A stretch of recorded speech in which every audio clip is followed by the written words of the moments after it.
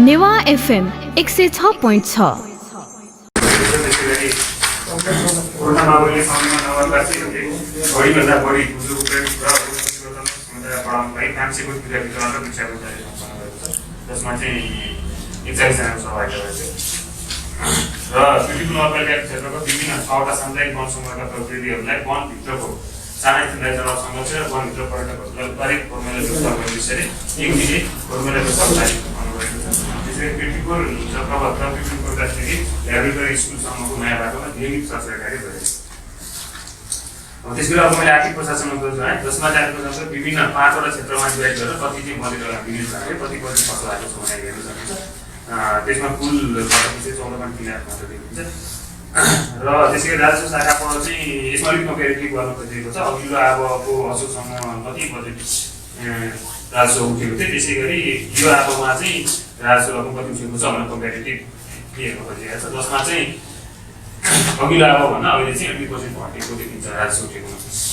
र योजना तथा शाखा अन्तर्गत चाहिँ विभिन्न योजनाहरूको काम नियमित कार्यहरू भइरहेको छ, जसमा हामीले हेर्न सकिन्छ। सडक सुधार अन्तर्गतको चाहिँ विभिन्न 4 योजनाहरू काम गरेको विकास रकम पहिलो सम्झौता भएको विस्तार विकास भइसकेको पूर्वाधार विकास अन्तर्गत पनि आर्थिक रूपमा र अब टेन्डर भएका योजनाहरू चाहिँ सरस्वती हेर्दाखेरि हामी यो आबको पहिलो चौमासिक सकिने लाग्दाको अवस्थामा हेर्दाखेरि सरस्वती 16वटा योजनाहरूको टेन्डर भइसकेको छ, जसमध्ये चाहिँ 4वटा योजना सम्झौता भएर कार्यान्वयन भइसकेको छ भने अब त्यो प्रक्रियामा रहेको छ, सम्झौता प्रक्रियामा रहेछ।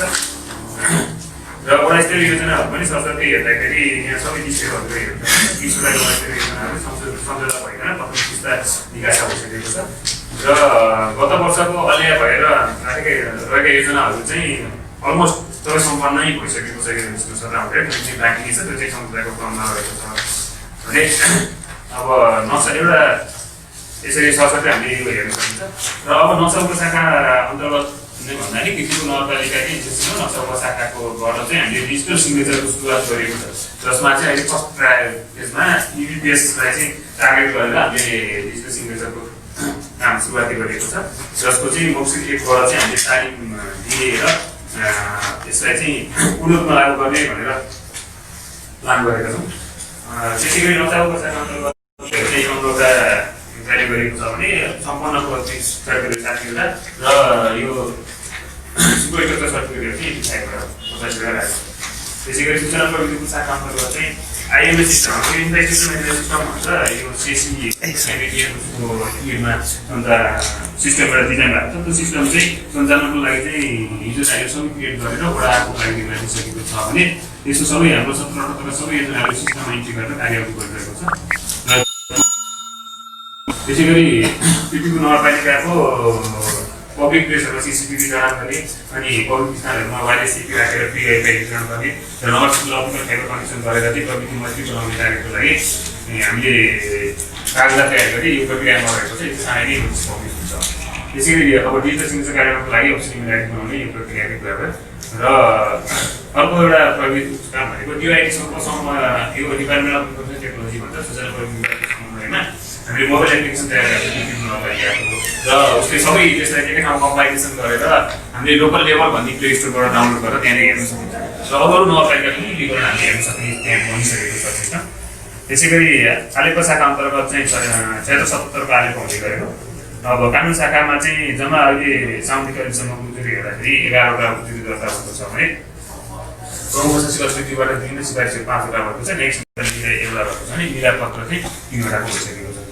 र यो विष्णु देवी हस्पिटलको सरस्वती हामीले हेर्न सकिन्छ, वर्षमा कति मान्छेहरूलाई खोप लगाएको हुने फिगरहरू अनि पर्याप्त योजनाहरूको के छ अवस्था, सुरक्षित मातृत्व कार्यक्रममा कतिजनाको उपयोग सेवा चाहिँ दिएको भन्ने कुरा हेर्न सकिन्छ। त्यसै गरी सामाजिक सुरक्षा पञ्जीकरण शाखा अन्तर्गत चाहिँ हामीले 3 करोड 15 लाख रुपियाँ चाहिँ करिब 3 करोड 15 लाख हेर्नु सक्छ। त्यो चाहिँ लाभग्राहीहरूलाई चाहिँ सम्बन्धित लाभग्राहीलाई बैङ्क मार्फत चाहिँ 6वटा पेन्सन सम्झौता भएको छ भने कुनै मार्फत चाहिँ ब्याङ्कलाई प्रक्रिया भएको छ। त्यसमै प्रगति कति मान्छेलाई बाँडिसकेर प्रगति आउने बाँकी रहेको छ। र आयुर्वेद शाखा अन्तर्गत चाहिँ अब अहिले कोरोना नभएको देशमा आयुर्वेद शाखाबाट चाहिँ विभिन्न उमेर समूहका व्यक्तिहरूलाई उपचारको लागि चाहिँ र ओपिडी सेवा लिनको लागि आएको तथ्याङ्कको विवरण यहाँ तालिकामा प्रस्तुत गरिएको छ। यसरी सम्पूर्ण शाखाहरूको प्रगति विवरण चाहिँ मैले सकेँ। तिनीहरू प्रतिवेदन छ यो चाहिँ उहाँले बात गरेर सुनाउनुहुन्छ र यसमा केही जिज्ञासाहरू छन् भने राख्नको लागि म पत्रकारहरूलाई चाहिँ अनुरोध गर्न चाहन्छु। नमस्ते नमस्ते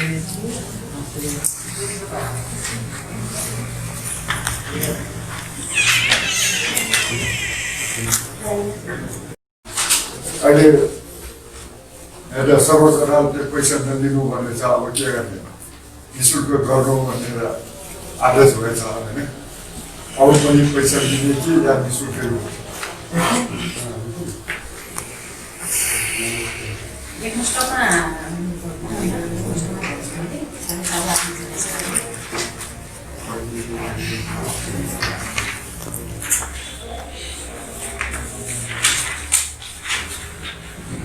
हेर्न चाहिँ पाएको छैन, मेरो त पार्टी पैसा के हेर्नु पाएको छैन, मैले सुन्नु भर्खर आउँदैछु। यसो गरेर पिसिआरको चाहिँ उहाँले ल्याउनु भएको अरू जिज्ञासा नआएको हुनाले मैले यसले राखेँ।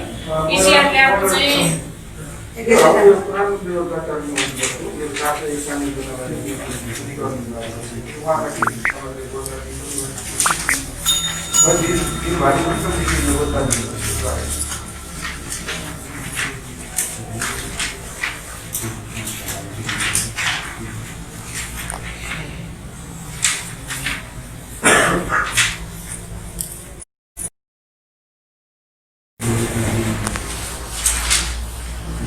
अरू केही छन् भने मेरो छ है, मैले चाहिँ त्यहाँ मात्रै भनेको छु, यो स्टार्ट गर्नु पाएको छैन। यो टर्निङको बाटो छ नि, जुन यो बजारको टर्निङको धेरै एक्सिडेन्ट गर्ने सम्भावना छ। यसलाई के गरिरहनु भएको छ, यो कसरी भइरहेको त्यो खालको अहिले भर्खर आउँदा पनि एउटा गाडी त्यहाँ जानुपर्छ, सबै जानु आउनुलाई धेरै नै समस्या भएको छ सबैलाई। यति नराम्रो खालको छ यसको लागि। अनि त्यसै गरेर अर्को यो बाटोको के भइरहेको छ त्यसमा अलिकति जानुपर्छ।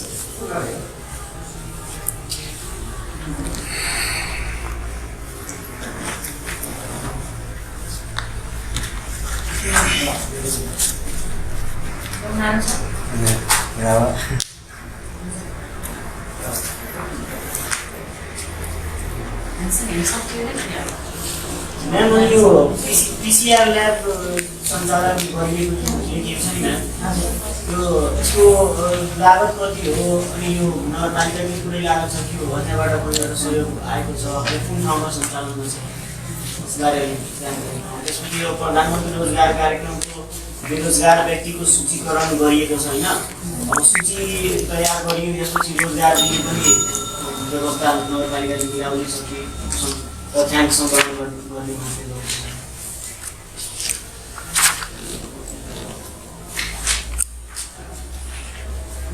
एउटा जिज्ञासा म पनि राखेँ है त। अहिले अब काठमाडौँ उपत्यका भनौँ न, उपत्यकामा सङ्क्रमितको सङ्ख्या दिनदिनै बढ्दो अवस्था छ र बिहानै पनि एउटा त्यस्तै केसमा मलाई फोन आयो र अत्यन्तै सिकिस्त अवस्थामा चाहिँ आइसियुमा राख्नुपर्ने सङ्क्रमित बिरामीको फोन आयो र हामीसँग कीर्तिपुर नगरपालिका छ, यो विषयमा पनि थोरै प्रस्ताव पारिदिनु अनुरोध गर्नुहोस्।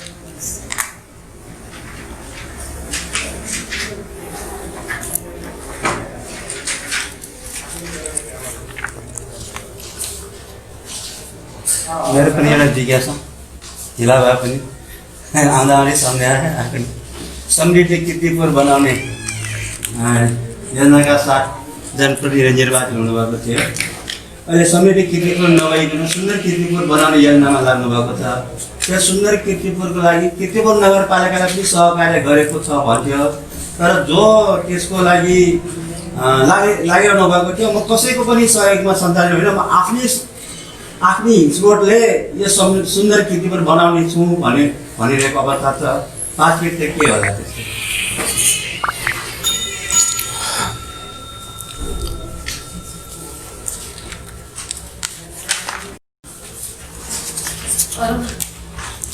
र यो प्रतिवेदनमा अहिले समावेश नभएको कुरा यहाँले पछिल्लो केही दिन अगाडि शहरी विकास मन्त्रालय र भूमि सुधार मन्त्रालयमा पनि यहाँहरू भेटघाटको लागि जानुभएको थियो।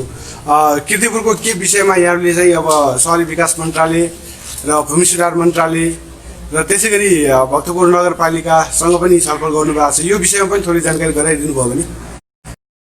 क्षेत्रवासीलाई अझ सुसूचित हुने अवसर चाहिँ पाउने थियो कि भन्ने अनुरोध गरेँ।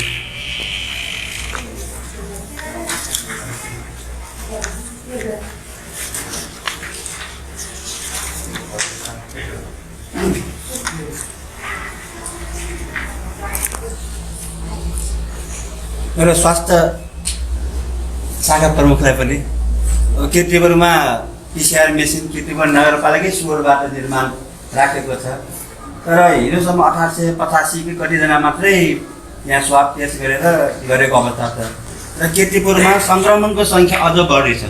हिजोको तथ्याङ्क अनुसार 183 जना आइसोलेसनमा छ भनेर हाम्रो आधिकारिक जानकारी प्राप्त भएको छ। यसलाई कोभिड-19लाई नियन्त्रण गर्नको लागि पिसिआरको दायरा बढाउन सकिँदैन, यो विषयमा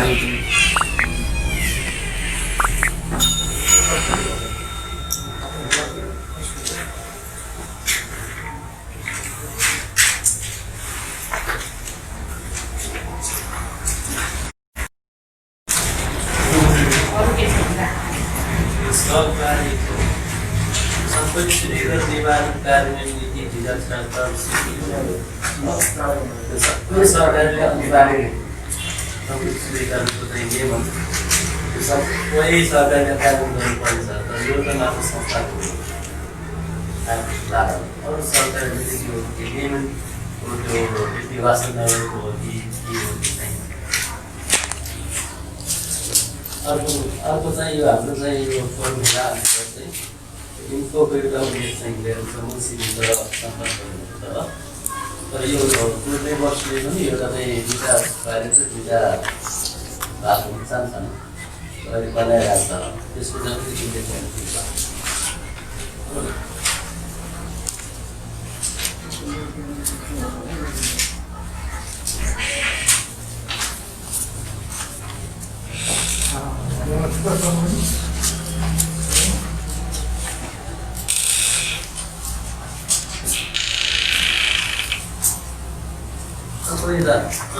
हाम्रो चाहिँ सडक पूर्वाधार अनुगमनमा सानो हुन्छ अनुगमन हुन्छ, त्यसको चाहिँ अनुगमन गर्दाखेरि चाहिँ अप्नाउनु पर्ने अथवा अप्नाएका विधिहरू अलिकति के त्यहाँ हेर्दै होइन जाँदाखेरि त्यो काम बुझेर अप्नाएको छ भनेर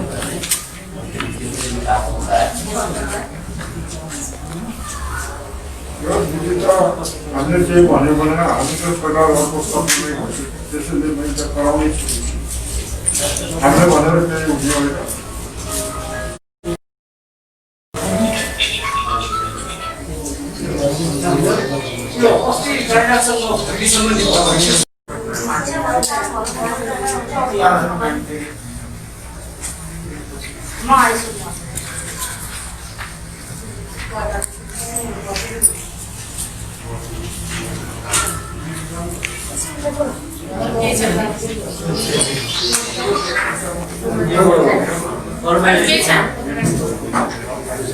फर्माइलिटी यो 1 2 3 4 5 बिग फोर्स स्थापित गर्ने स्पेस भनेर कम्पोस्ट बनाउनको लागि के भन्ने छ। यो वडामा पार राखेको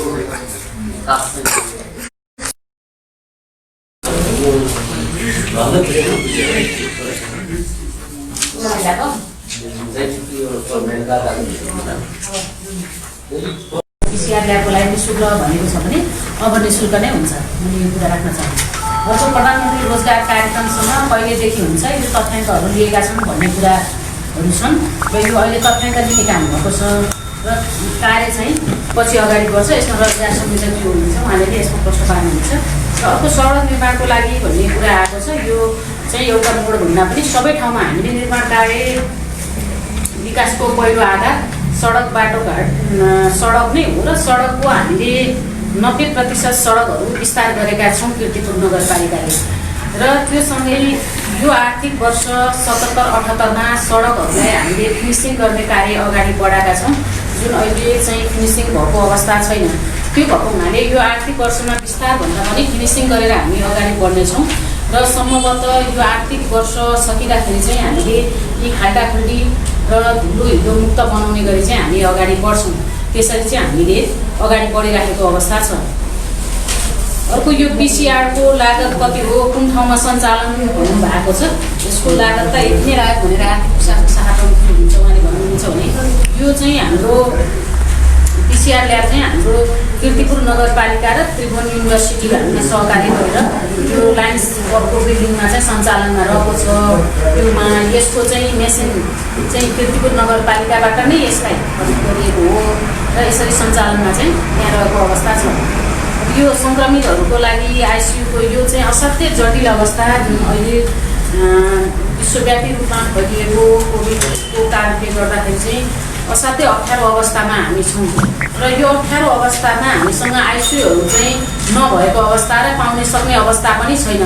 यसको समस्यामा कीर्तिपुरवासीहरू पनि परेको अवस्था चाहिँ छ।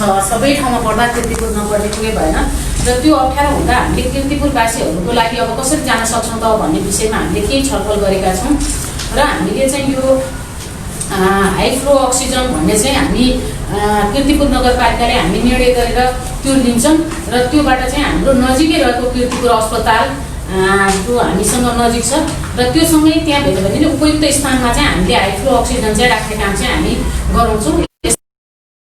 तत्कालै हामी यो गर्ने गरी अगाडि बढेका छौँ र यही पश्चात नै हाम्रो स्वास्थ्य विभागकै टिम पनि यही कीर्तिपुरमा आउँदै हुनुहुन्छ 12 बजे भनेर उहाँहरूले काहीँ दिनुभएको छ। त्यो हुँदा स्वास्थ्यसँगका हामी छलफल गर्दैछौँ कोरोनाको यो कोभिडको बारेमा र आइसियुको लागि चाहिँ हामी खरिद गरेर नै कीर्तिपुर नगरपालिकाले हाई फ्लो अक्सिजन नै खरिद गरेर हामी अगाडि बढाउँछौँ। यो कुरा यहाँहरूमाझ राख्न चाहे। र अब समृद्ध कीर्तिपुर बनाउने अभियानमा सुन्दर कीर्तिपुर भन्नुभएको छ तर हामीले चाहिँ समृद्ध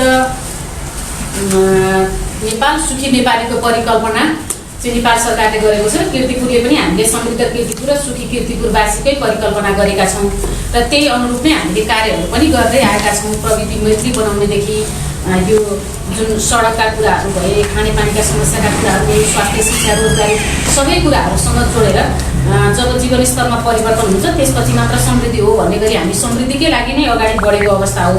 सुन्दर कीर्तिपुरको अभियान त हुन्छ, अभियान गरिराख्नु भएको छ र यसमा ओडासँग कुराकानी भएका छन् भन्ने हो र नगरसँग नै बसेर फर्मली छलफल भएको अवस्था चाहिँ यो चाहिँ नगरपालिकासँगै बसेर फर्मली छलफल चाहिँ भएको छैन तर सम्बन्धित ओडाहरूसँग बसेर छलफल भएको छ भन्ने जानकारी चाहिँ मैले पाएको छु। यति नै कुरा राख्न चाहे मैले। समृद्धि चाहिँ हामी समृद्ध कीर्तिपुर बनाउने अभियानमै हौँ हामी र सुन्दरता समृद्धि सँगसँगै सुन्दर पनि रहन्छ भन्ने कुरा हो। र अर्को अब भूमि मन्त्रालय, भूमि सुधार मन्त्रालय, संस्कृति पर्यटन मन्त्रालय भक्तपुरको कुराहरू उठाउनु भएको छ। हामीले यसमा चाहिँ त्यहाँ जानु भएको थियो कीर्तिपुरको टिम भन्ने कुरा उठाउनु भएको छ। भूमि सुधार मन्त्रालयमा चाहिँ हामी कीर्तिपुरबाट मेयर आदरणीय मेयरज्यू लगायत हामी टिमहरू गएका थियौँ।